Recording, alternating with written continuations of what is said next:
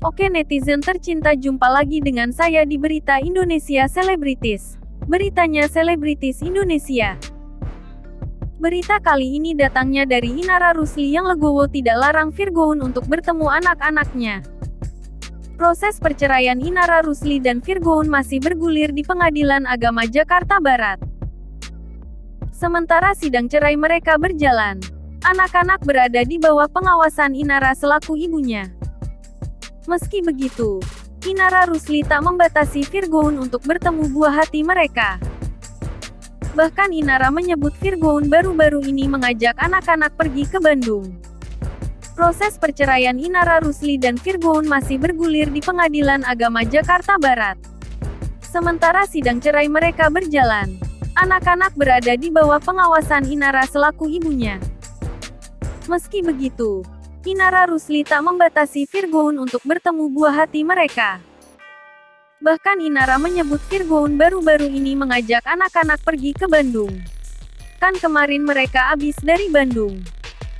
Kalau nggak diizinin gimana caranya ajak anak-anak? Ujar Inara Rusli di kawasan Pantai Indah Kapuk, Jakarta Utara, Selasa tanggal 17 Oktober tahun 2023. Nggak pernah membatasi Virgoun bertemu anak-anak, Inara Rusli menambahkan. Inara mengatakan, hingga kini anak-anaknya belum bertemu lagi dengan neneknya, ibu dari Virgoun. Menurut Inara, sejauh ini belum ada pembicara dari orang tua Virgoun untuk menemui cucunya. Belum ketemu sih, belum ada omongan juga untuk nemuin cucu, kata Inara. Meski belum bertemu, lanjut Inara, anak-anak tidak pernah menanyakan tentang neneknya.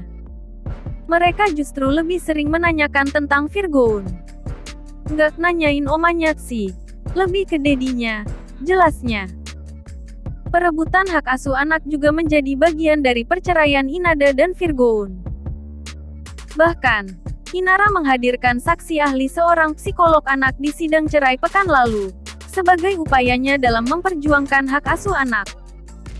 Kami menghadirkan ahli psikologi anak, untuk menguatkan dalil kita bahwa anak ini lebih baik ke Inara, ujar Arjana Bagaskara, kuasa hukum Inara Rusli, usai menjalani sidang pekan lalu.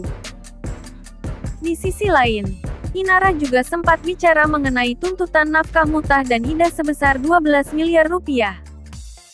Ia mengaku ia sendiri kurang memahami soal angka ini, dan meyakini tim kuasa hukumnya tentu punya pertimbangan tersendiri sehingga menetapkan angka tersebut.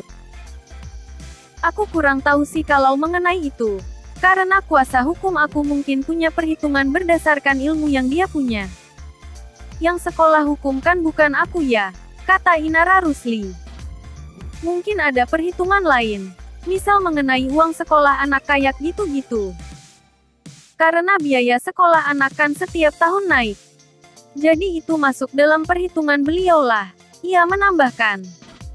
Di tempat berbeda, Virgoun memberi tanggapan gugatan Inara atas nafkah Muthah dan Ida sebesar 12 miliar rupiah. Secara gamblang Virgoun mengaku tidak memiliki uang sebanyak itu. Nggak ada duit aku segitu, aku Virgoun. Kalau komentar Mimin ya guys, semoga kita semua selalu dalam lindungan Tuhan Allah Subhanahu wa Ta'ala. Amin. Dan apapun masalah yang ada di dunia ini, semoga kita selalu dalam lindungan Tuhan Allah Subhanahu wa Ta'ala. Dan semoga kita dilimpahkan kebahagiaan dan kesehatan yang melimpah oleh Tuhan Allah Subhanahu wa Ta'ala. Amin. Semoga kita selalu dalam lindungan Tuhan.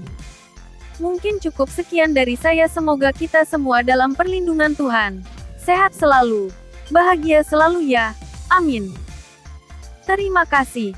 Sampai jumpa lagi ya netizen tercinta.